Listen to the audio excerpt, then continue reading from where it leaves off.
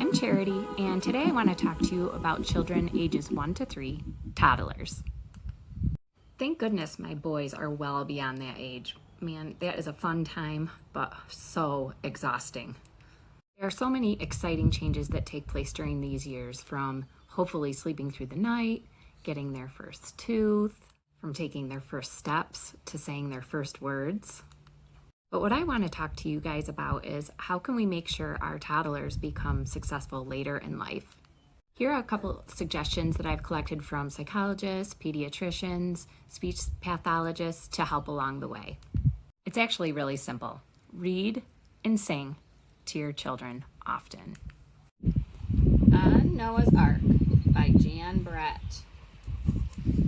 Remy, hey, come here.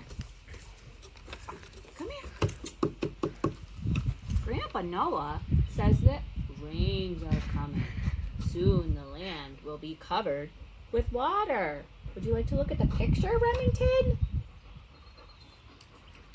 Reading and singing helps to teach communication, introduce concepts such as letters, numbers, colors, and shapes in a fun way, teach children about the world around them, and last but not least, when you sing and read to your baby, it helps them bond with you and understand how much you love him or her.